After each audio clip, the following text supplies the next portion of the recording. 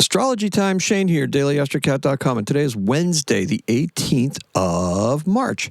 So we have our new moon today. The moon's in Pisces, and it's going to be void of course when the new moon occurs at 9:23 p.m. on the East Coast. Now, Jupiter and Venus are causing quite the stir still, especially with Mercury still retrograde. As frustrating as this can seem, there was still a lesson buried in some of yesterday's fuckery. And believe me, I had enough for everybody, so I'm willing to share. Just leave me a note. So anyway, look, but as frustrating as this can seem, there's still a lesson buried in some of this, and there's still a silver lining to boot.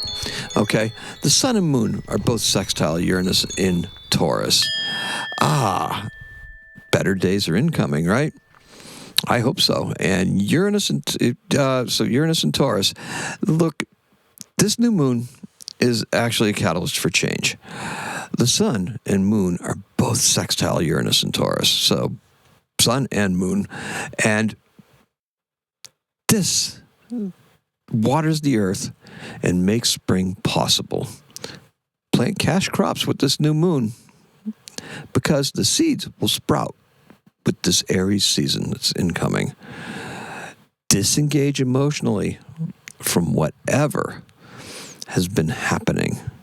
Whatever's happening, that aforementioned fuckery, disengage from it, emotionally from it. You don't have to disengage from it because we're going to have to deal with it, but don't let it bother you, okay? That's the lesson from that Aquarian eclipse, right? That we have to be following in order to keep ourselves in the best possible state we can be in, right?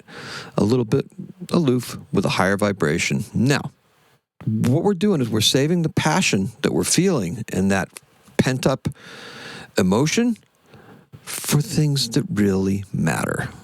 Not everything needs your full attention. Not everything is the worst thing ever. Leave that for other people. We need to focus our energy on the things that we need to do to help us to be able to forward our goals, to reach our objectives. That's what we need to do. Now, water from this moon will serve to grow connections, and that is a major clue. Make it part of your blueprint moving forward. And today's keyword is emergence. The color is a sun-dappled pool. Venus and Jupiter are still not helping us. Why? Why?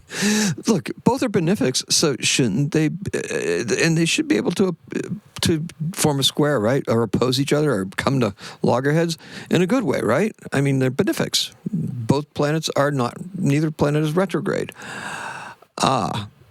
Aries, as a sign, just can't stand dishonesty, and this is what affects Venus and Aries. Venus is having a hard time trying to put up with Jupiter's sudden shifting of abundance. And that shifting of abundance is from the people to basically the patriarchy and the elites. So we can disrupt this thanks to the Sun-Uranus sextile, however. That's right. Money may hold the key to breaking the grip of the old men in power. No money, no power. Now, the sun and moon, they're at 28 degrees Pisces, and that's where the new moon will occur at 9:53. That's what I said, right? I hope so. No, 9:23. There you go. I only added a couple minutes to it, right? 30 minutes. Added a half an hour. No, it's 9:23. So the moon in this degree highlights and activates some of the Virgo energies that the last full moon kind of brushed aside. If you remember that, it was unfortunate because for some reason there was just a weakness to that moon that just really didn't honor some of the Virgo analysis and some of the practical things that can be done with that that could have been applied to that intuition as we went into that full moon, and that occurred in Virgo. So what we have is this particular degree of Pisces can help us. We're going to break down and analyze these so-called truths into smaller components. Intuitively, we're going to do this with the help of some of that untapped Virgo insight, because that's where Pisces is going to take us with it, right? This ushers in a welcome change in the energy and will enable a new period of strong growth from the bottom up. The first emerging green spikes of spring are breaking through. Let that be your metaphor. May your efforts and ideas emerge and also flower. Okay. And the moon is going to enter Aries at 12:03 a.m. on the East Coast. That would be for Thursday, right? So that means that the California peeps are going to get this Aries energy a little bit early at 9:03 PDT, Pacific Daylight Time. This will cause us to rush headlong into the equinox. Okay. Mars is in an applying trine to Jupiter. We're going to use this energy today, that applying energy, to kick ass in the home. We're going to set goals, and we're going to exceed them. So whatever it is we need to do to strengthen our house and to strengthen what we're doing around the house, that's what we're going to be doing. We're going to set some goals, and we're going to exceed them.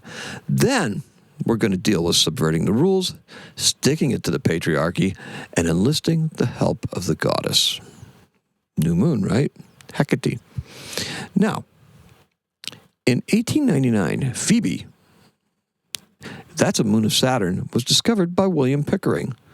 We've mentioned William Pickering before. Previously, he's an astronomer that's associated with Harvard University, and he had the anti-jump cannon and the group of women that were astronomers as well that were making observations and writing them all down.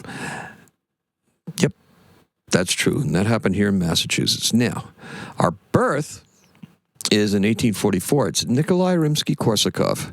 He's the Russian composer that did Shahrazad and The Flight of the Bumblebee. That's what he's famous for. All right, so he was born in Tikhvin, Russia, and he died in 1908. Quite a composer, a Russian nationalist composer, which makes his scores based on some of the folk music and stuff like that. He was actually a naval officer for a long time and spent time here in the United States, so part of a 2-year cruise. Saw Niagara Falls, went to Rio de Janeiro, stuff like that. Men of the world. And that's all we have for you. So, let's sum it up, shall we? Our color is a sun-dappled pool, that nice glinting white flecks on the blue water.